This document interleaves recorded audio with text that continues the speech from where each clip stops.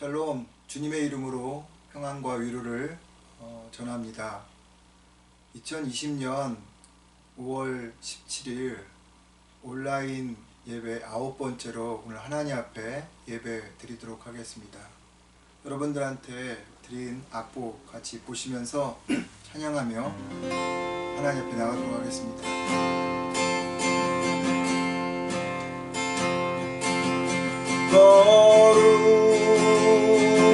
거룩하신 하나님 주께 감사드리세. 날 위해 이 땅에 오신 독생자 예수, 나의 맘과 뜻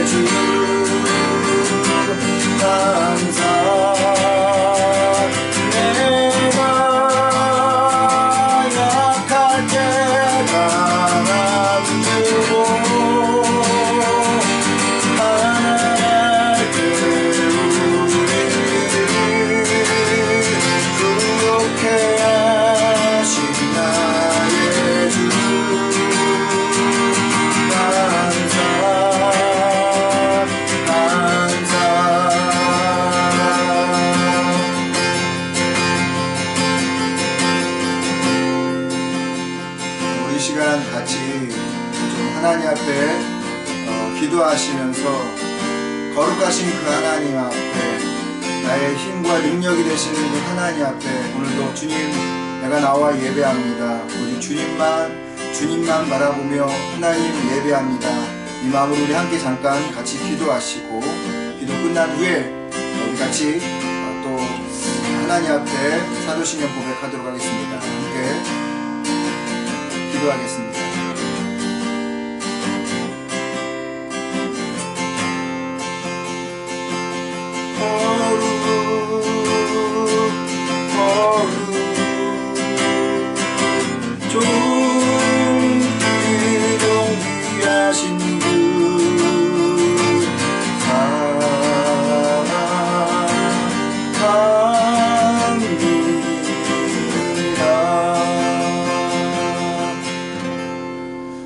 아내들은 주님께 순종하듯 남편에게 순종하십시오.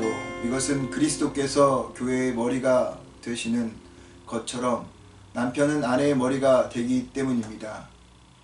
그리고 그리스도는 자기 몸을 교회의 구주가 되십니다. 교회가 그리스도께 순종하듯 아내도 모든 일에 남편에게 순종해야 합니다. 남편들은 그리스도께서 교회를 사랑하시고 교회를 위하여 자신을 버리듯 한 것처럼 아내를 사랑하십시오. 그리스도께서 그렇게 하신 것은 교회를 물로 씻고 얼룩이나 주름이나 그 밖에 점 없이 거룩하고 흠없는 영광스러운 교회로 자기 앞에 세우기 위함입니다. 아멘. 같이 사도신경 고백하겠습니다. 전능하사 천지를 만드신 하나님 아버지를 내가 믿사오며 그 외아들 우리 주 예수 그리스도를 믿사오니 이는 성령으로 잉태하사 동정녀 마리아에게 나시고 본디오 빌라도에게 고난을 받으사 십자가에 못 박혀 죽으시고 장사한 지 사흘 만에 죽은 자 가운데서 다시 살아나시며 하늘에 오르사 전능하신 하나님 우편에 앉아 계시다가 저리로서 산자와 죽은 자를 심판하러 오시리라. 성령을 믿사오며 거룩한 공예와 성도와 서로 교통하는 것과 죄를 사하여 주시는 것과 몸이 다시 사는 것과 영원히 사는 것을 믿사옵나이다. 아멘. 찬송가 413장 찬양하겠습니다. 찬송가 413장 내 평생에 가는 길 찬양하죠. 내 평생에 사는 길 413장입니다.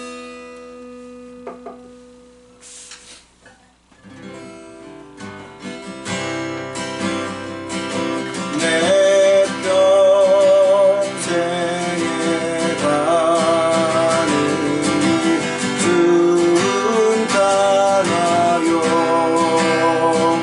늘 잔잔한 나 같은지 그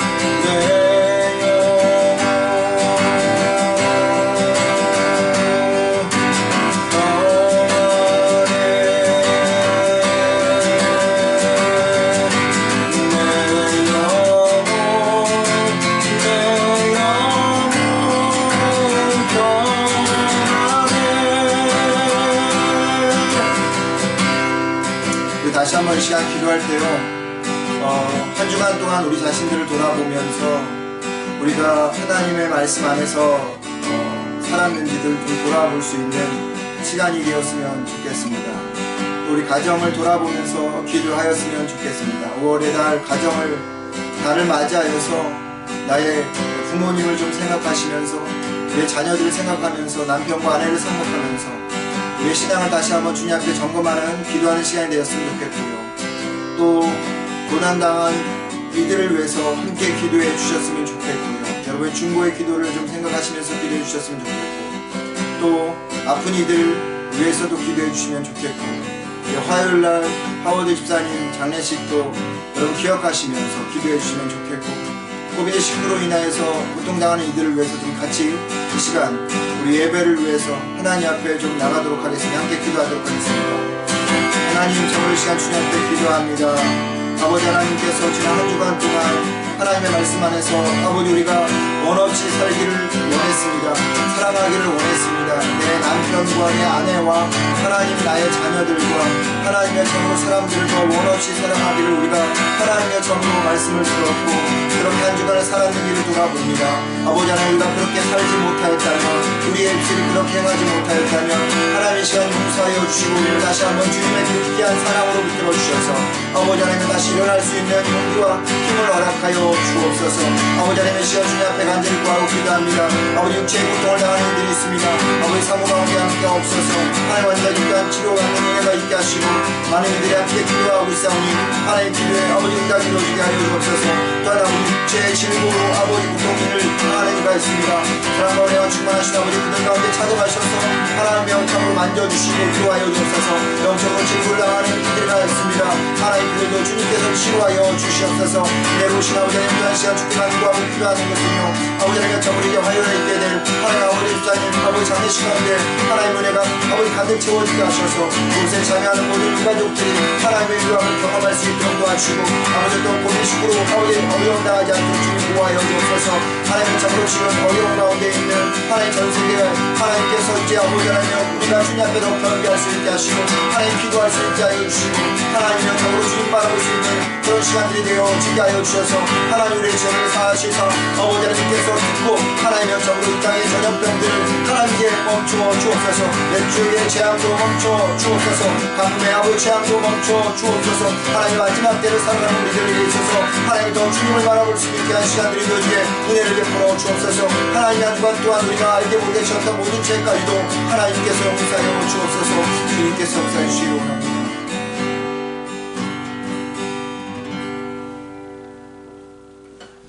하나님, 오늘도 우리가 주의 이름을 찬양하고 그 거룩한 이름을 높이기 위해서 하나님의 전에 아버지 우리가 함께 모였습니다. 비록 하나님 우리가 모인 자리가 다 다르지만 하나님 그 마음으로 모인 그 자리가 하나님의 성전인 줄 믿습니다. 주님, 함께 예배드리는 그 속에서 주님의 성호를 찬양할 수 있는, 하나님의 위대하심을 찬양할 수 있는 저희 모두가 되게 하여 주옵소서.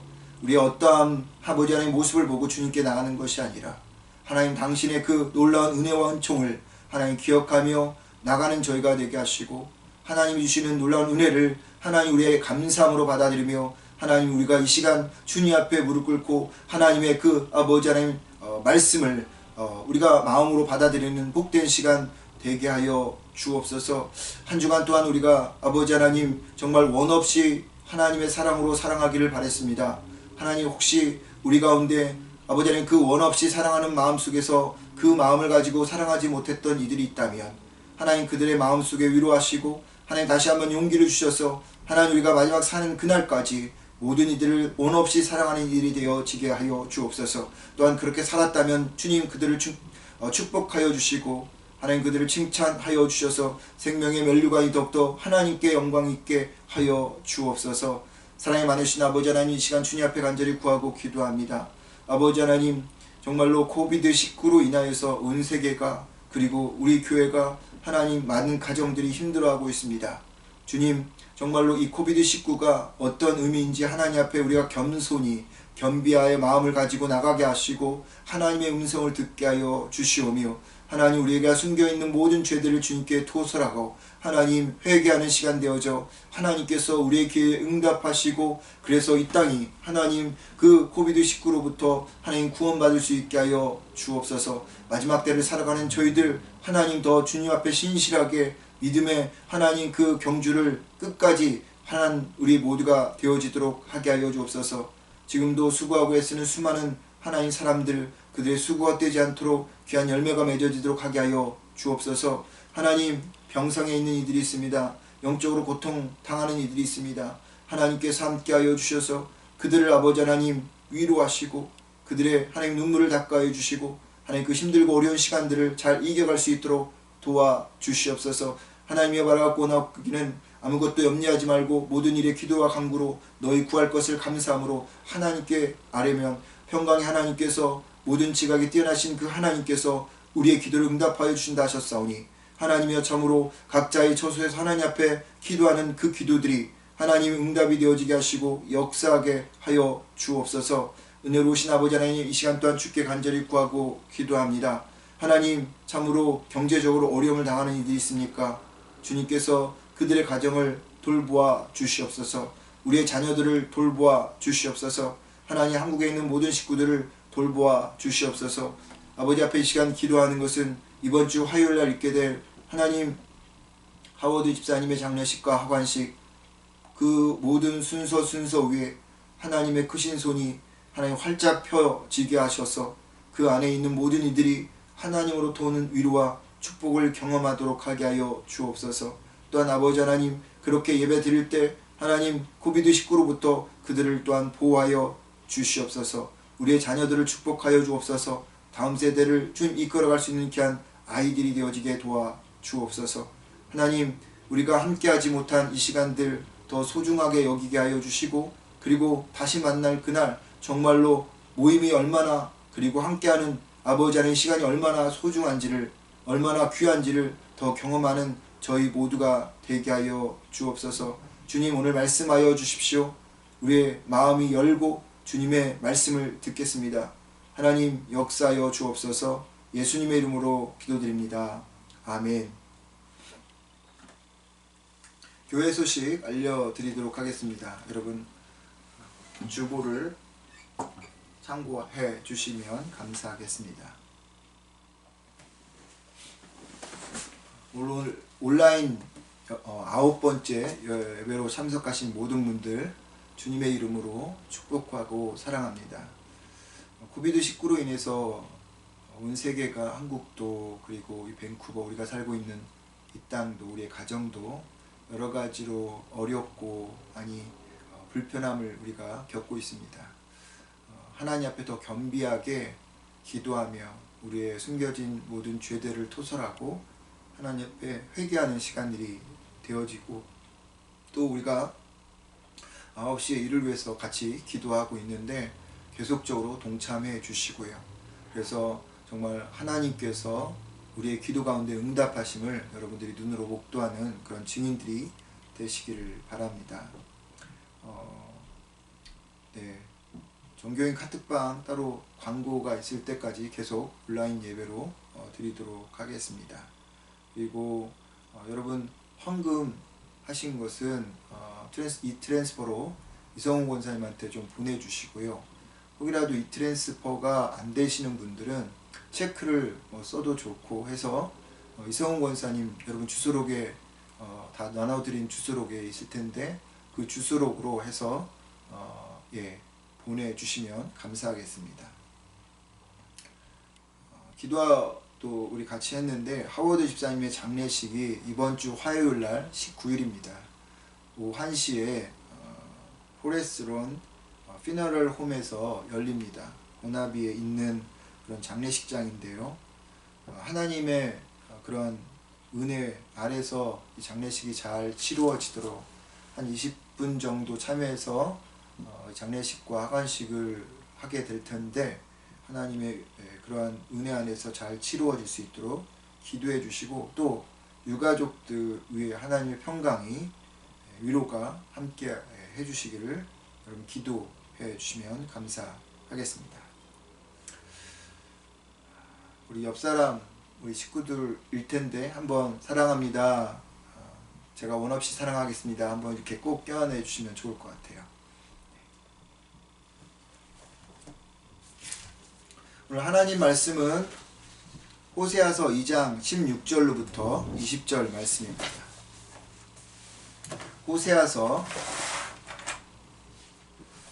2장 6절부터 16절부터 20절 말씀 한 목소리로 우리 찾아서 크게 읽겠습니다. 구약 1239페이지, 구약 1239페이지인데 1239페이지 호세아서 2장 16절부터 20절까지 우리 큰 목소리로 같이 읽겠습니다. 나 여호와가 말한다. 그날에 저가 나를 내 남편이라 부르고 다시는 내 주라 부르지 않을 것이다. 내가 그 입에서 바알들의 이름을 제하여 저가 다시는 그 이름을 부르지 않게 하겠다. 그날에 내가 모든 들짐승과 공중의 새들과 땅에 기어다니는 것들과 계약을 맺어 내 백성을 해치지 못하게 할 것이며 또 이 땅에서 활과 칼을 꺾고 전쟁을 없애고 그들이 평안히 살게 할 것이다. 이스라엘아, 내가 너를 영원히 내 아내로 삼아 너에게 신의와 사랑과 자비를 베풀고 진실함으로 너를 맞을 것이니 내가 나를 여호와로 인정할 것이다. 아멘.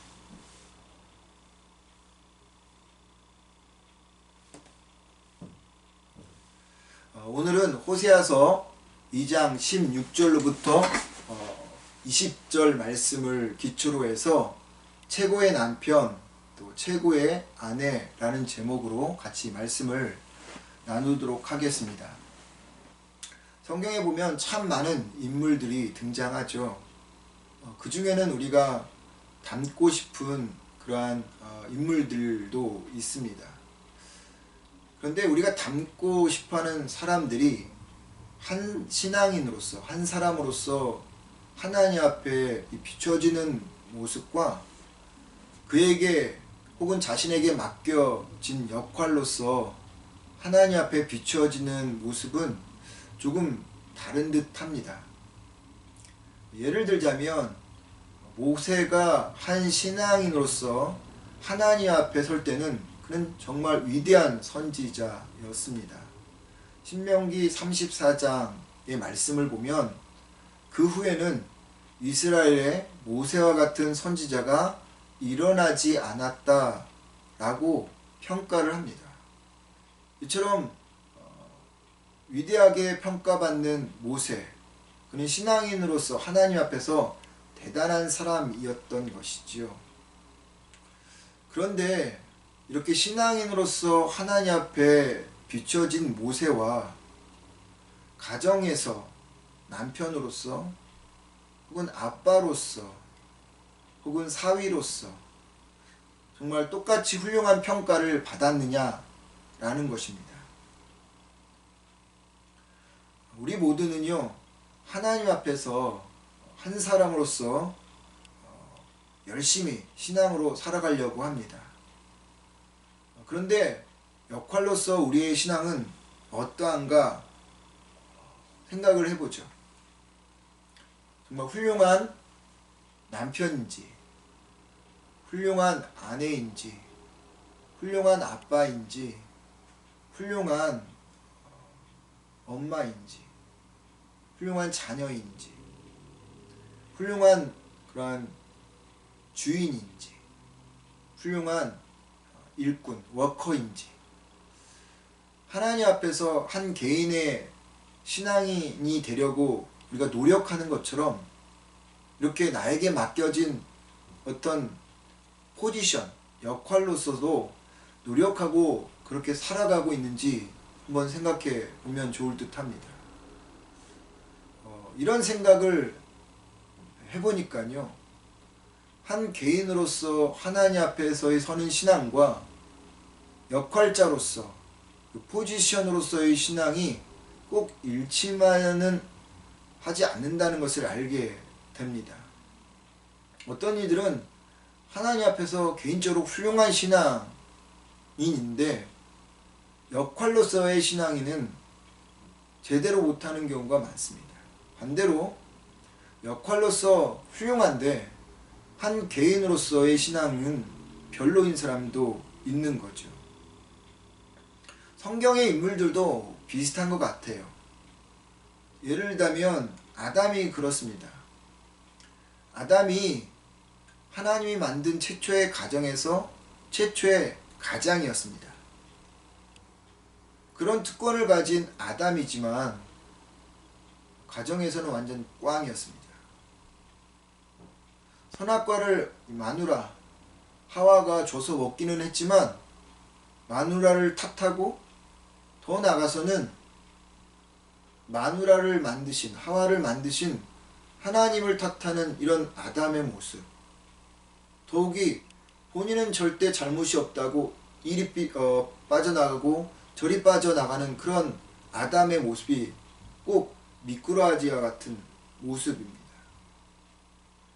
아브라함도 마찬가지예요.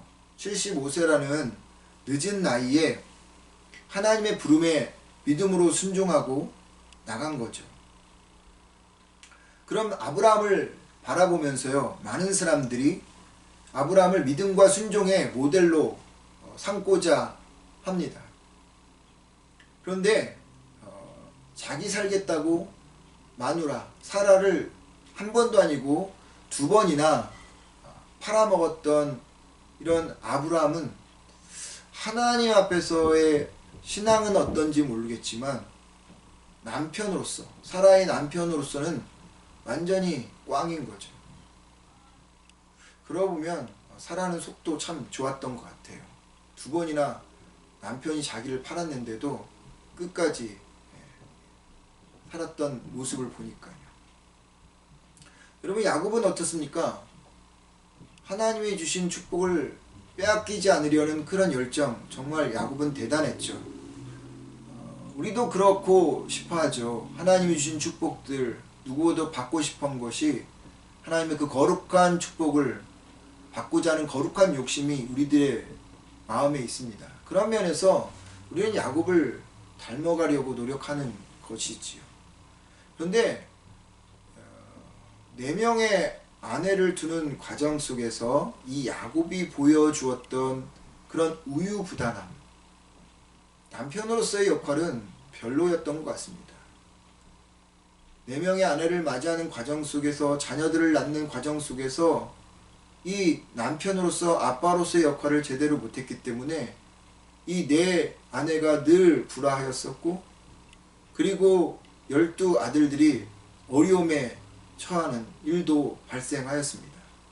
추측하건대 야곱의 4 아내는 죽을 때까지 한 번도 평생을 행복하지는 못했을 것 같다, 이런 생각도 해봅니다.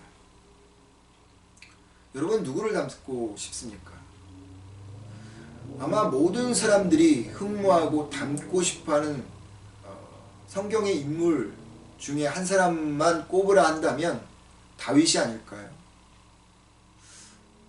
그런 닮고 싶고 흠모하고 싶어하는 다윗, 그가 한 개인으로서 하나님 앞에서 정말 멋진 모습을 보이긴 했지만, 그러나 남편으로서, 아버지로서는 어떨까요?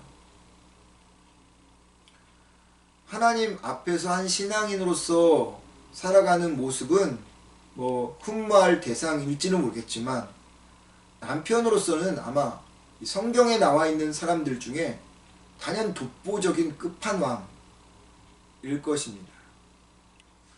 한 번도 본 적은 없지만 요즘 한국 드라마의 가장 핫한 드라마가 부부의 세계라는 드라마라고 합니다. 드라마 보통 이렇게 방송에서 내보내면 12세, 15세 이 정도인데 19세 금으로 19금이라고 하는 이 드라마가 부부의 세계라는 드라마라고 합니다. 불륜을 주제로 해서 다루고 있기 때문에 19금이고요. 그래서 이제 말하는 거나 행동하는 이런 것들이 너무 선정적이고 해서 19금으로 이제 아마 방송이 되어져 가고 있는데, 많은 사람들의 입에 회자되어지고 있는 그런 드라마가 부부의 세계라고 합니다.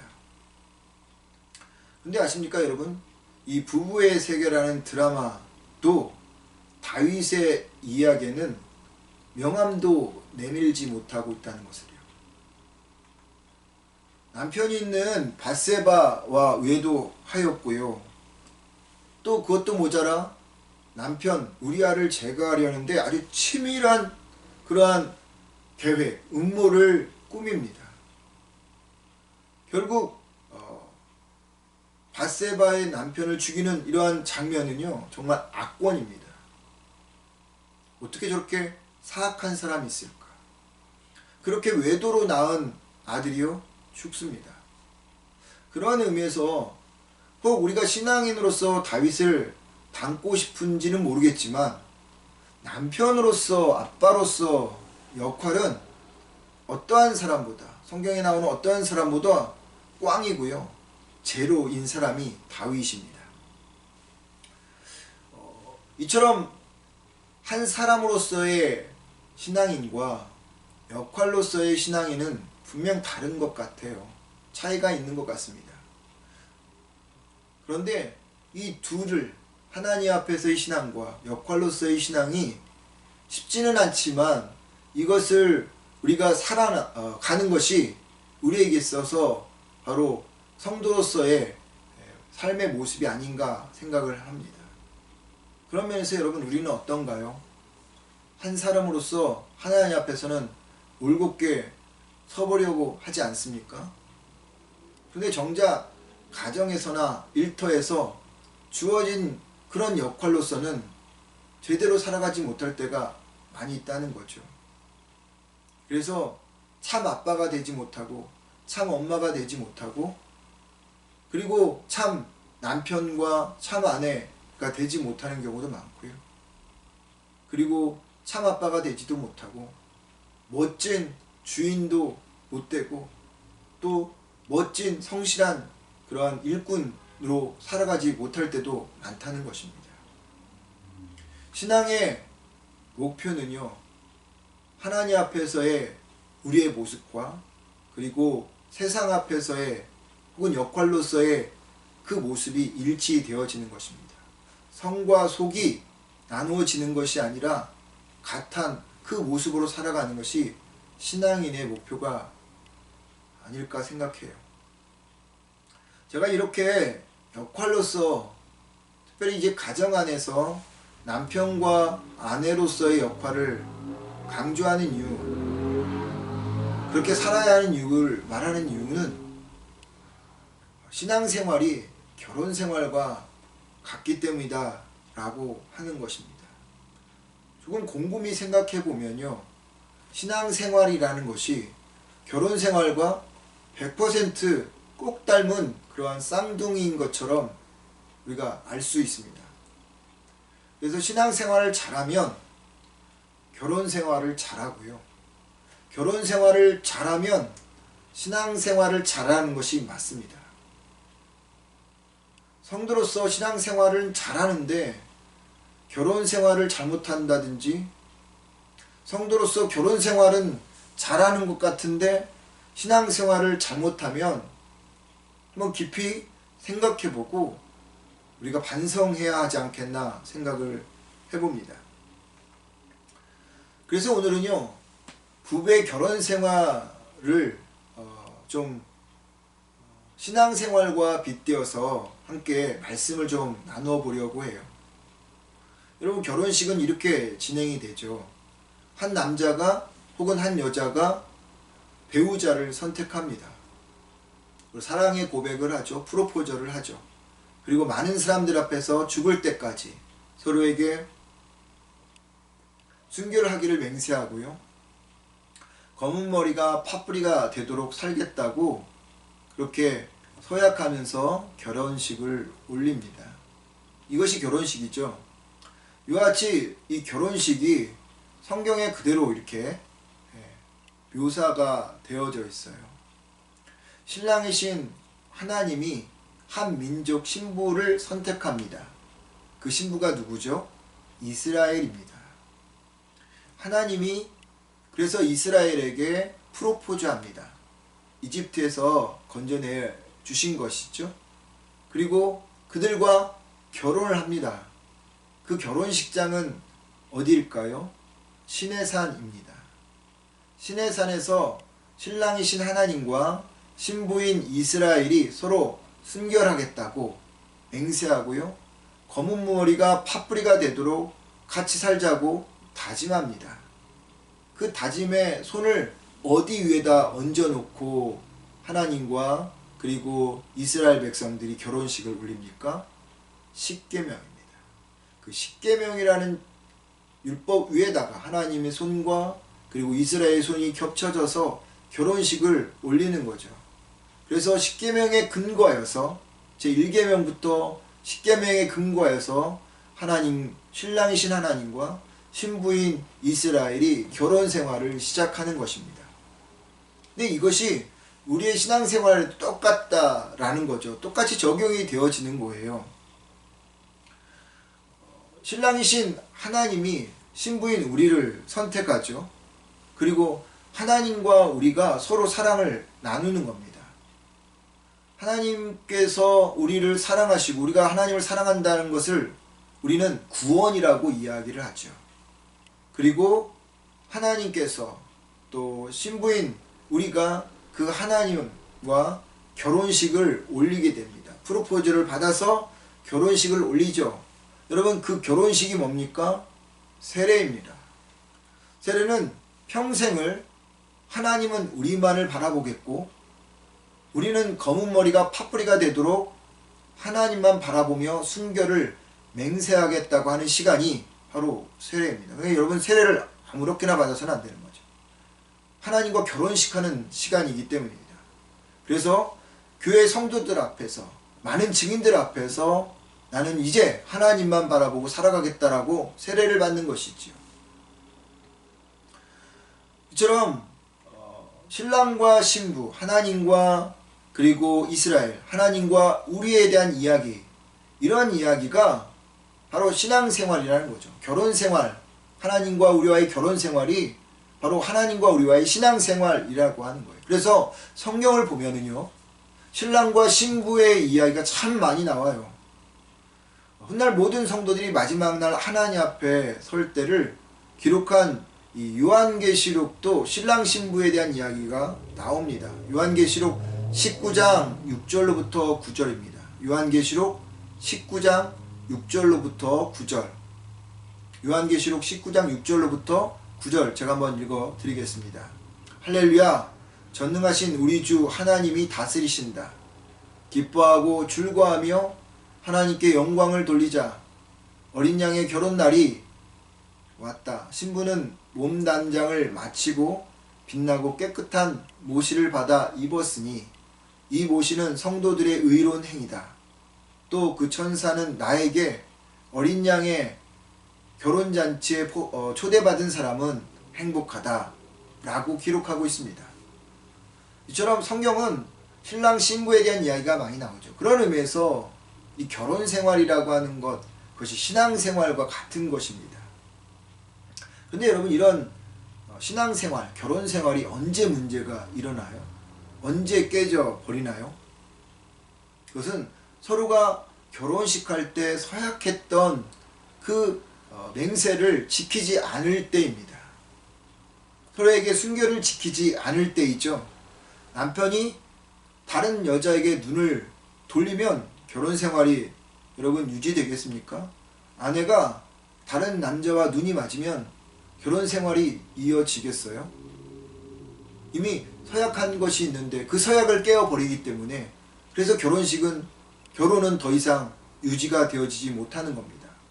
하나님과 우리 사이에도 마찬가지죠. 하나님과 내가 서로 다른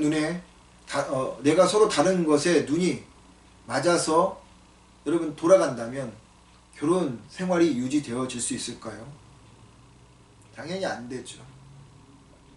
근데 중요한 것은요, 하나님은 단 한 번도 우리에게서 눈을 돌려 보신 적이 없다고 하는 겁니다. 우리가 늘상 그 하나님으로부터 다른 곳에 시선을 돌리는 것이죠. 여러분, 그러면 서로 언약한 것이 깨져버렸기 때문에 결혼생활, 신앙생활이 유지되어지지 못할 터인데, 하나님은 그때마다, 신랑이신 하나님은 우리를 버리지 않으시고요, 다시 부르시고 기다려서 돌아오면 다시 안아주시고 새롭게 출발하자고 말씀하시는 것입니다. 이 이야기가 오늘 본문의 이야기예요. 호세아와 고멜의 이야기인 거죠. 호세아는 선지자였고요, 고멜은 몸을 파는 여인이었습니다. 하나님은 호세아에게 고멜을 아내로 맞아들이라고 합니다. 순종하는 마음으로 호세아는 고멜을 데리고 와서 결혼하죠. 그런데 얼마 후에 이 고멜이 집을 나가버립니다. 그리고 다시 예전의 그러한 상태로 몸을 팔며 살아갑니다. 그리고 다른 남자의 아기를 갖죠. 그렇다면 여러분, 호세아와 고멜의 결혼 관계가 끝나야 하잖아요. 근데 그때 하나님께서 호세아에게 고멜을 다시 집으로 데려오라고 말합니다. 그리고 호세아는 고멜을 데리고 집으로 돌아와서 결혼 생활을 계속해 나가는 것이죠. 호세아는요, 신랑이신 하나님을 빗댄 것입니다. 고멜은 신부인 이스라엘 혹은 우리를 빗댄 것이에요. 그럼 고멜은 어떤 사람이라고요? 다른 사람에게 마음을 빼앗겨 몸을 팔고 다른 남자의 아이를 가진 그런 결혼 생활을 유지할 수 없는 그런 사람입니다. 자꾸 신랑인 호세아를 바라보지 않고 다른 남자에게 눈을 돌리는 사람이었다는 거죠. 다른 것에, 다른 남자라 하면 다른 것을 말하는 거죠. 다른 것에 마음을 빼앗겨 살아가는 그러한 고멜이었습니다. 그런데 그 고멜이 우리의 모습이라는 거죠. 우리도 하나님이 아닌 다른 것에 마음을 빼앗기고 하나님만 바라봐야 되는데, 우리의 시선을 다른 것에 돌려서 다른 것으로 우리의 마음의 만족을 삼아 간다는 겁니다. 여러분, 신부가 이렇다면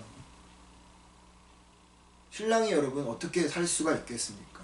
잘라내 버려야죠. 이혼해 버려야죠. 그런데 하나님은 그러한 우리를 신부로 여전히 맞아주신다는 거죠. 그리고 떠나면 심지어 그 몸값을 치르고서라도 데려오고 기다려주고 다시 좋은 것으로 준비하시는 하나님이라고 하는 겁니다. 그래서 오늘 본문을 보면 남편이신 하나님 외에 사모하고 애착했던 다른 것을 바알이라고 이렇게 표현해요. 그럼 그 바알을 신부인 우리의 머리에서 지워버리고 입에서 제거해 버려 주시겠다고 본문은 이야기하고 있습니다. 오늘 제목이 뭐라고요? 최고의 남편, 최고의 아내. 왜 하나님이 최고의 남편일까요? 왜 하나님이 최고의 신랑일까요? 신부가 계속 외도를 해도 바보처럼 완벽한 사랑으로, 지독한 외사랑으로, 짝사랑으로 계속 그 사랑을 그에게 퍼부어 주기 때문입니다. 깨질만도 한데 다시 안아주고, 깨질만도 한데 다시 용서해주고 품어주고, 그래서 새로운 생활로, 새로운 결혼 생활로 이어져 가게 하는 것이 하나님의 그러한 모습이기에 하나님은 최고의 남편인 것이죠. 그 하나님께서 우리에게 새로운 제안을 합니다.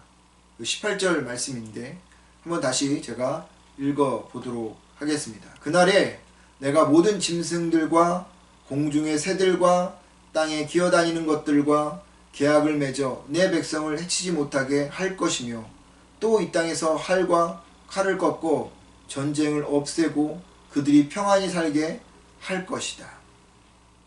여러분, 이 말씀을 읽으시면서 문득 어떤 성경 구절이 떠오르시나요? 요즘 코비드19로 인하여서 어디 돌아다니지 못하시고 집에만 계시니까 성경을 많이 읽고 계신 줄 믿습니다. 근데 성경을 읽다 보면 비슷비슷한 성경 구절들이 많이 나오죠. 오늘 이 말씀, 어떤 말씀과 많이 이렇게 매치가 됩니까? 네, 이사야 11장에 나오는 말씀이죠. 11장 6절부터 9절의 말씀을 보면 새로운 세상이 열리는데 이리와 어린 양이 함께 지내고 표범과 연소가 함께 지내고 송아지와 사자가 함께 지내고 암소와 곰이 젖먹이와 독사가 함께 지내서, 이게 있을 수가 없는데 그런 세상이 온다라고 하는 것입니다. 하나님이 그런 세상에서 살자고, 그런 세상이 올 것인데 그런 세상에서 살자고 제안하는 것이죠. 지금 호세아를 통해서 이스라엘 백성들에게 이야기하는 것처럼 하나님께서 호세아를 통해서 우리에게 이야기하는 것은 뭐냐? 우리의 신부된 모습으로 하나님 앞에 살아가지 못하지만 하나님이 여전히 우리를 품어주시고 우리를 안아주셔서 새로운 세상으로 다시 나가 결혼 생활을 하자 하는데, 그 세상이 어떤 세상이라고요? 이리와 어린 양이 표범과 염소가 같이 뛰어노는 그런 세상이라는 겁니다. 여러분, 이 말씀이 어떤 말씀입니까? 예수 그리스도와 새로운 결혼 생활을 의미합니다. 이전 결혼 생활은 어떤 줄 아세요? 표범과 염소가 같이 있을 수가 없었어요. 이리와 어린 양이 같이 있을 수 없었고 젖먹이와 독사가 서로 같이 있을 수가 없었어요. 그래서 삶이 비참했습니다. 그런 결혼 생활이 비참했습니다. 결혼을 했지만 사랑이 아니라 의무적으로 책임으로만 살았기 때문에 너무 비참한 것이죠. 그러다 보니 다른 것에 시선을 빼앗겨 버린 것입니다. 하나님이 제시한 새로운 결혼 생활, 즉 예수 그리스도를 신랑으로 맞이하며 그분을 우리의 삶의 주인으로 맞이하시면 자유를 주시는 성령님이 이전에 억지로 했던 결혼 생활, 신앙 생활, 그것에서 벗어나게 해주시고 참 사랑을 경험하게 하시고 참 자유와 참 감사를 겸하는 새로운 세상을 허락해 주시겠다고 말하는 것입니다. 성도들이 결혼 생활, 신앙 생활을 제대로 하지 못하는 이유가 뭔지 아세요? 하나님과 결혼 생활이 사랑과 자유가 아니라 의무와 책임으로 하기 때문입니다. 그러다 보니요, 어느 순간부터 결혼 생활이, 신앙 생활이 억지로 하게 됨을 봅니다. 그리고 그런 시간이 쌓이고 또 쌓이다 보면 사랑 없는 의무적인 결혼 생활, 신앙 생활이 돼버리는 거죠. 교회를 오래 다녀도요, 믿음의 생활을 오래 했다 하고도 주일 하나님 앞에 나와 예배드리는 그런 마음이 설레지 않아요. 환경을 보고 사람을 보니까 설레는 마음이 없는 거죠. 하나님만 보고 나가야 되는데 그런 설레는 마음 없이 살다 보니까 마음이 굳어버리는 거죠. 율법적으로 종교적인 사람이 되어져 가는 겁니다. 그런데 자신은 가면을 쓰고 위선하는 모습으로 살아가면서도 그것을 제대로 바라보지 못하는 거죠. 마음의 눈은 바알, 즉 다른 것에 눈을 돌리고 그것의 위로로 삼고 살아가는데, 최고의 남편인 하나님이 신부인 우리에게 그런 생활을 버리라고 말씀하고 계시는 겁니다.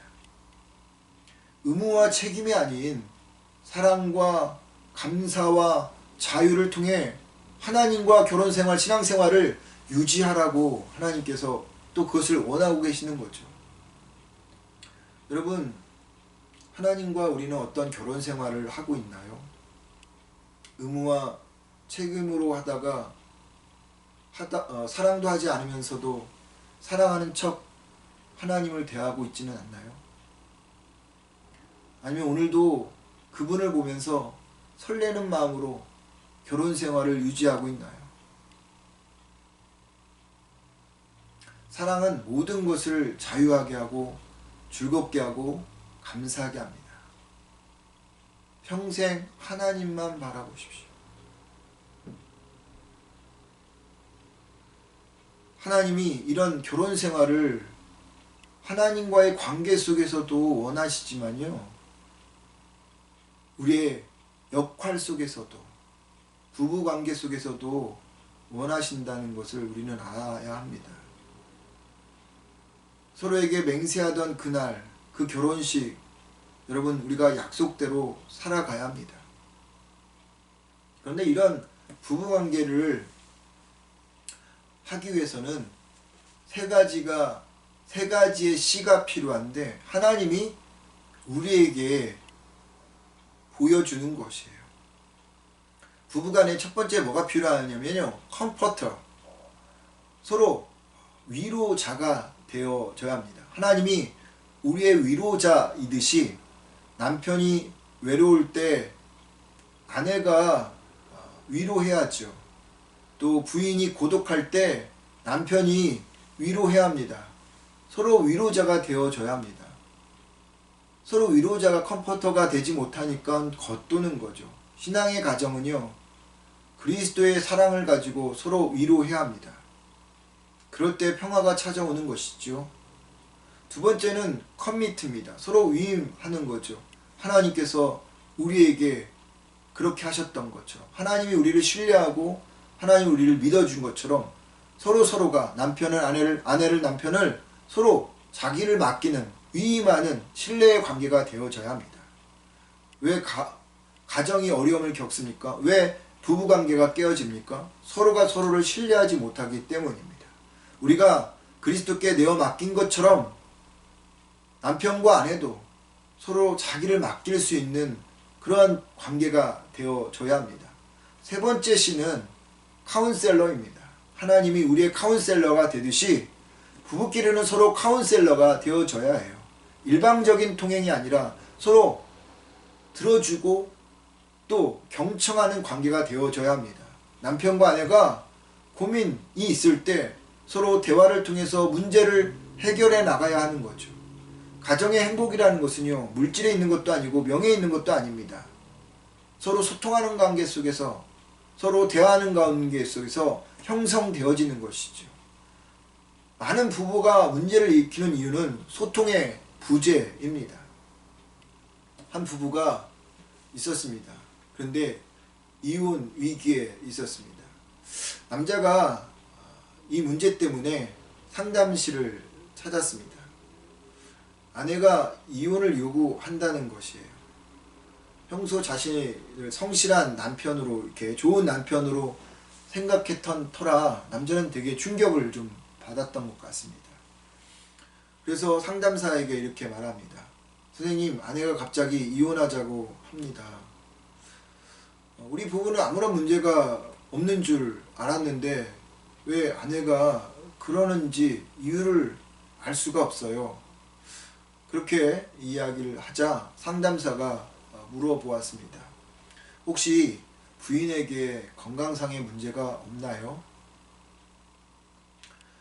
이 말이 끝나기도 무섭게 이 남자가 영문을 모르겠어요. 좋은 직장 다니면서 돈도 잘 벌어다 주고 집안일도 잘 해주는 편인데 도대체 왜 그런지 모르겠어요. 다시 상담사가 말합니다. 혹시 부인이 최근에 우울해 하시던가요? 그 말이 끝나기도 무섭게 다시 남자가 물었습니다. 내가 술 주정을 하는 것도 아니고 바람을 피운 것도 아니고 외박 한번 해본 적도 없는데 왜 갑자기 이혼 이야기를 꺼내는지 모르겠습니다. 상담사가 다시 말합니다. 부인의 친정에 안 좋은 일이 생겼나요? 그러자 남자가 이렇게 말합니다. 아내에게 다른 남자가 생긴 건 아닐까요? 혹시 흥신소를 알아봐야 할까요? 아니면 변호사를 알아봐야 할까요? 그 이야기를 듣던 상담사가 더 이상은 참지 못하고 책상을 꽉 내리치면서 말하였습니다. 당장 집으로 가셔서 부인이 하는 말을 듣기만 하세요. 절대로 먼저 이야기하지 마세요. 한마디도 꺼내지 마십시오. 그렇게 하고도 문제가 있다면 그때 다시 찾아오십시오. 단호한 목소리에 귀가 죽은 남자가요, 반신반의하면서 상담사가 말한 대로 아내의 말을 들어주었습니다. 그리고는 다시는 상담실을 찾아오지 않았다고 합니다. 상대를 이기는 최고의 토론 방법은요, 경청이라고 합니다. 자신의 의견을 강력하게 주장하는 것보다 상대의 의견을 잘 듣고 이해해야 오히려 상대방을 더 잘 설득할 수 있다는 것입니다. 아무리 좋은 의도로 하는 행위라 할지라도요, 상대가 원하지 않으면 그건 일방적인 강요일 뿐입니다. 사랑을 전하고 싶다면 배우자의 말을 잘 듣고 배우자의 마음을 더 잘 알아주는 사람이 되시기 바랍니다. 하나님이 우리에게 그리했던 것처럼. 19절 20절 말씀을 보십시오. 하나님은 결혼 생활에 대해서 더 강력하게 이야기합니다. 신앙생활을 이렇게 표현하고 있죠. 이스라엘아, 내가 너를 영원히 내 아내로 삼아 너에게 신의와 사랑과 자비를 베풀고 진실함으로 너를 맞을 것이니 내가 나를 여호와로 인정할 것이다. 고대 시대에는요, 신랑이 결혼하기 위해서는 신부의 아버지에게 주는 결혼 지참금이 있었습니다. 지참금이란 결혼을 위한 법적인 조치였어요. 따라서 이 지참금이 없으면 결혼을 할 수도 없었고요, 합법적인 결혼도 이루어질 수 없었습니다. 이런 의미로 하나님은 이스라엘 백성들과 새로운 결혼 생활을 하겠다고 지참금을 준비하십니다. 하나님이 지참금을 어떤 것으로 준비했을까요? 첫째는 신의, 공의, 정의를 말합니다. 결혼 사약을 절대 깨지 않겠다, 신의를 지키겠다, 이렇게 지참금을 준비하셨습니다. 두 번째로는 사랑, 은총입니다. 너는 나를 버려도 나는 너를 버리지 않겠다. 엔들리스 러브, 하나님께서 그 사랑을 지참금으로 준비하셨습니다. 세 번째는요, 자비입니다. 신부, 내가 어떠하든 나는 너를 허물을 덮어주고 용서할 것이고 너의 필요를 채워줄 것이다. 그 지참금을 하나님께서 준비하신 거죠. 네 번째로는요, 진실함입니다. 결혼 생활에서 어떤 불순한 의도 없이 절대 거짓됨 없는 결혼 생활을 하겠다고 하나님께서 그런 지참금, 진실함을 가지고 우리에게 오시는 거죠. 요즘 결혼들을 보면 자신의 삶을 업그레이드 시키기 위해 결혼하는 이들이 있습니다. 너무나 다른 하나님의 그런 결혼 방식이죠. 하나님은 신부인 우리에게 아무것도 준비 없이 그냥 오라 합니다. 하나님께서 모든 지참금을 다 가지고 오시겠다고 합니다. 그냥 머물러 있기만 하라 하십니다. 집도 주고 가구들도 결혼식장도 음식들도 신혼여행 경비도 다 하나님께서 하시겠다고 합니다. 사실 그렇지 않습니까?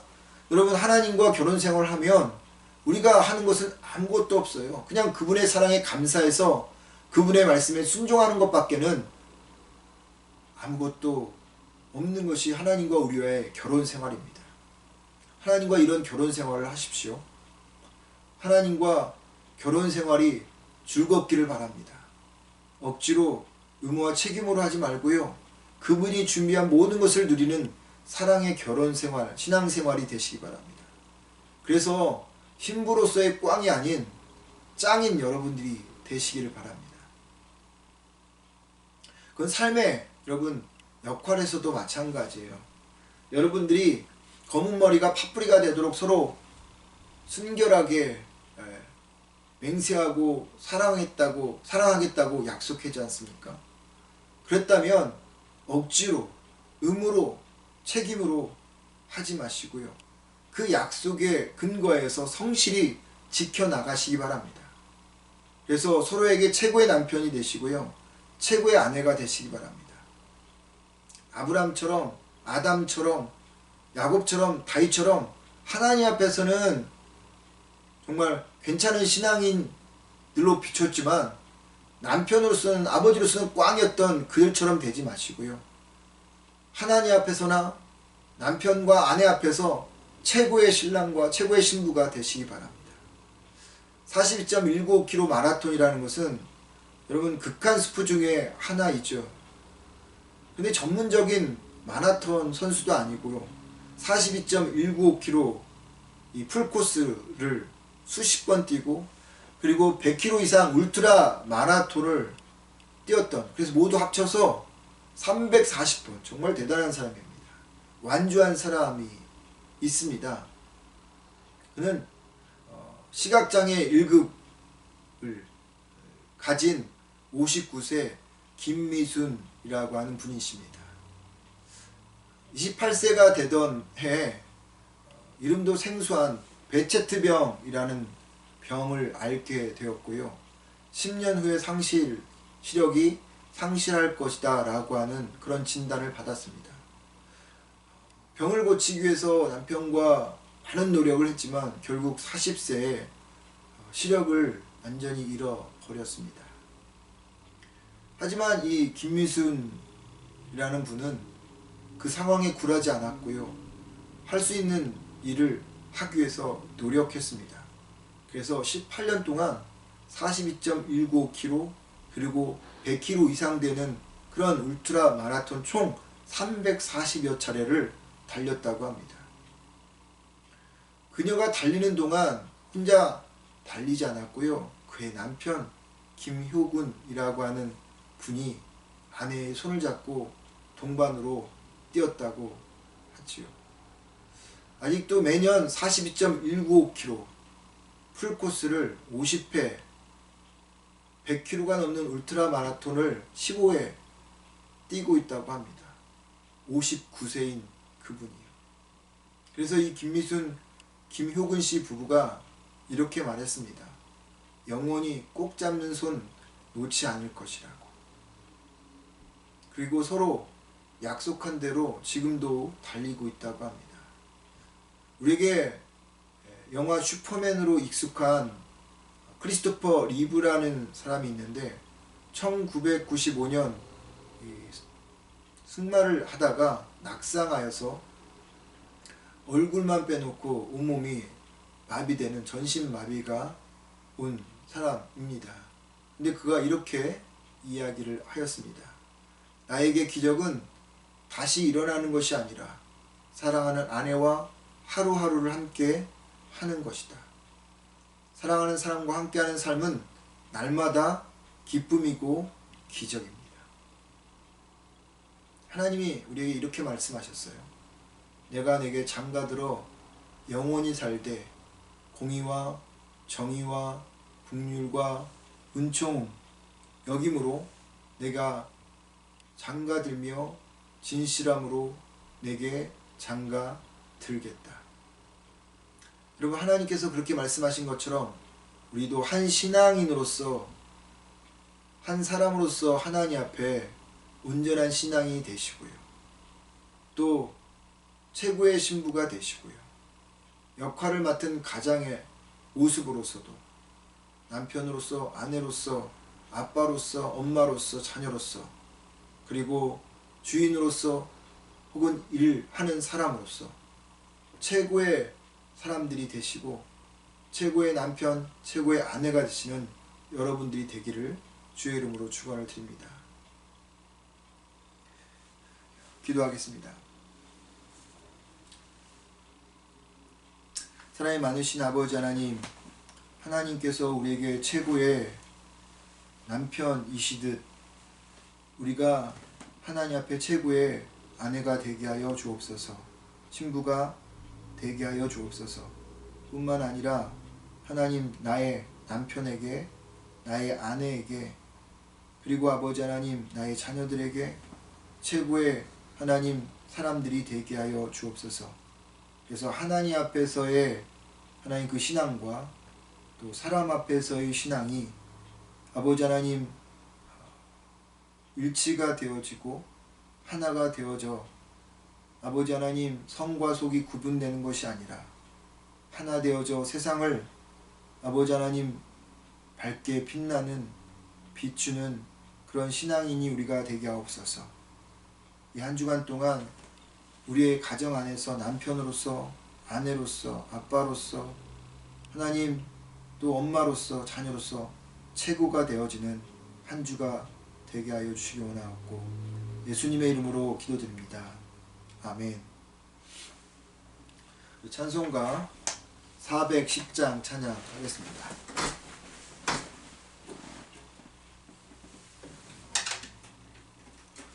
찬송가 410장 내 마음에 한 노래가 있어 입니다.